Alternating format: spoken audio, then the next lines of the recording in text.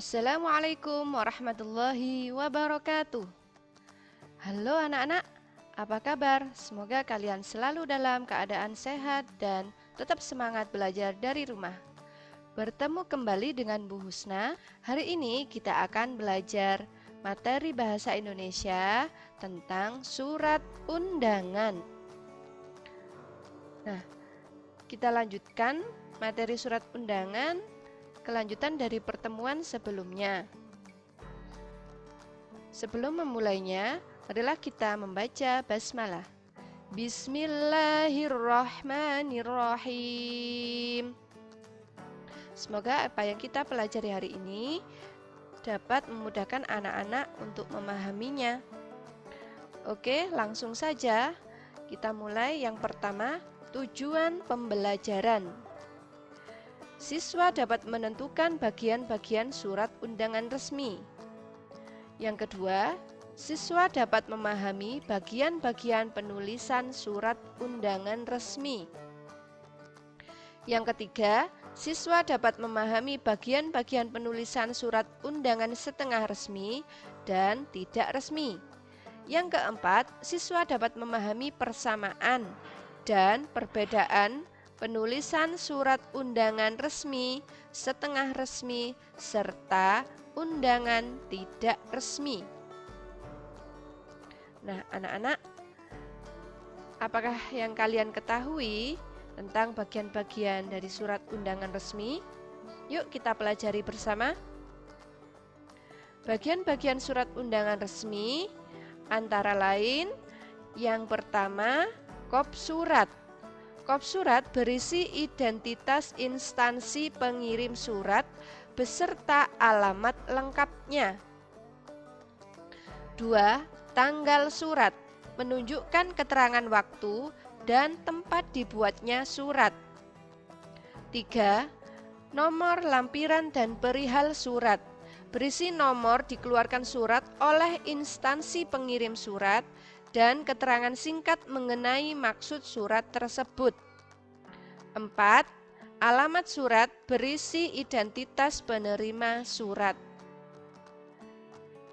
Yang kelima, salam pembuka berisi sapaan pengirim surat sekaligus pembuka surat. 6. Isi surat, pesan yang ingin disampaikan pengirim surat. Yang ketujuh, salam penutup berisi salam untuk mengakhiri surat. Yang kedelapan, nama pengirim berisi identitas pengirim surat. Berikut ini adalah contoh surat undangan resmi dan bagian-bagiannya. Yang ini adalah bagian kop surat, dan ini tempat dan tanggal surat, menunjukkan tempatnya di Yogyakarta, tanggalnya 25 Februari tahun 2018. Kemudian ini ada bagian nomor, perihal, dan lampiran. Selanjutnya ini adalah alamat tujuan, jadi ditujukan kepada siapa suratnya. Kalau ini contohnya suratnya ditujukan kepada dekan dan wali dekan Universitas Gadjah Mada di tempat. Kemudian ini bagian salam pembuka. Yang selanjutnya bagian ini sampai dengan hari, tanggal, pukul, tempat, ini adalah bagian isi surat. Lalu yang ini adalah salam penutup, dan yang terakhir adalah nama pengirim. Jadi nama orang yang mengirim surat ini.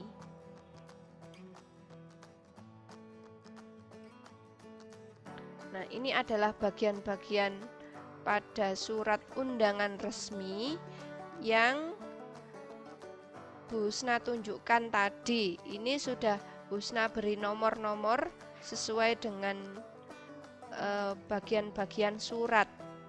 Nah, nomor-nomor pada bagian surat ini ya harus ada pada surat undangan resmi.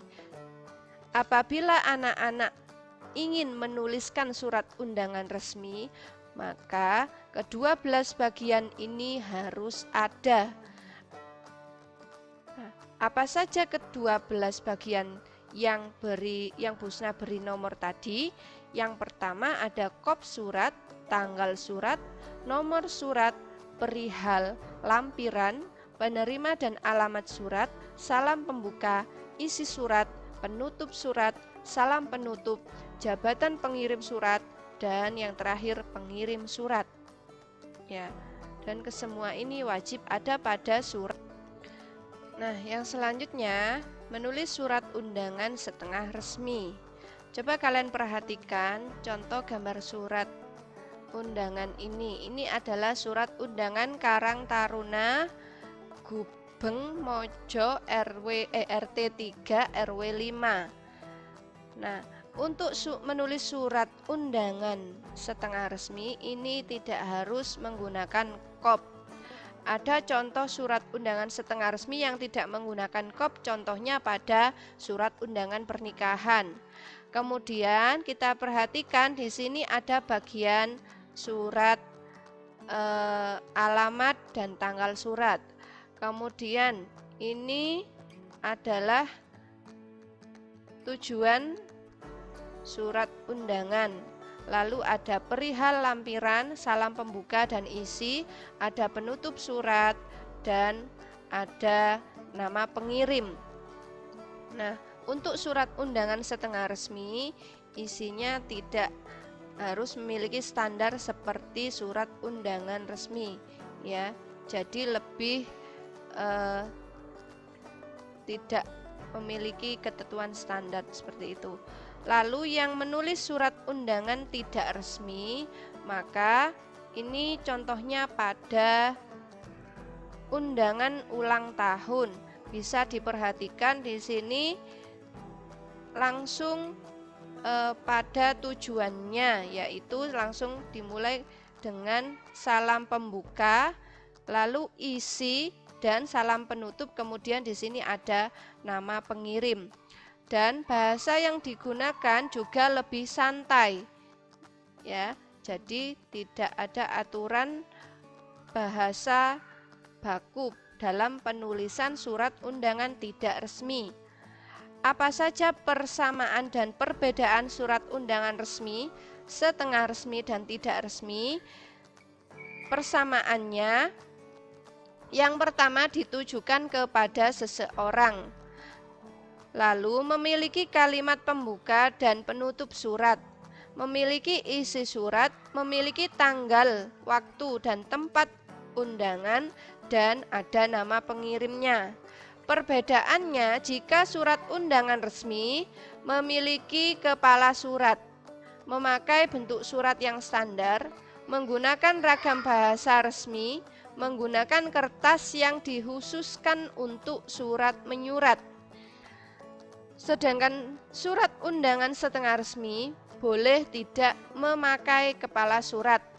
Bentuk surat boleh tidak standar, boleh menggunakan ragam bahasa campuran, tidak harus resmi, dan menggunakan kertas yang lazim untuk surat menyurat. Sedangkan surat undangan tidak resmi tidak memakai kepala surat. Bentuk suratnya boleh tidak standar, boleh menggunakan bahasa tidak resmi, dan menggunakan kertas yang lazim untuk surat menyurat. Nah, inilah persamaan dan perbedaannya. Jadi anak-anak sudah tahu ya sekarang. Apa pesan moral yang kita dapatkan dari pembelajaran hari ini? Bahwa Rasulullah Shallallahu Alaihi Wasallam bersabda yang artinya, apabila seseorang di antara kalian diundang untuk menghadiri walimah, maka harus dihadiri. Nah, jadi kalau kalian mendapat undangan dari teman, ya, atau dari saudara, maka harus wajib menghadiri undangan tersebut. Kecuali ada kegiatan yang memang tidak bisa ditinggalkan, maka boleh untuk tidak menghadirinya. Nah, itu tadi pembelajaran yang Busna sampaikan. Ada tugas juga ya untuk anak-anak mengerjakan soal evaluasi pada modul Bahasa Indonesia halaman 34 sampai 37, bagian A dan B, nomor 1 sampai 13. Salin jawaban kalian pada link Google Form yang disediakan. Oke, itu saja. Semoga pembelajaran hari ini bermanfaat. Wassalamualaikum warahmatullahi wabarakatuh.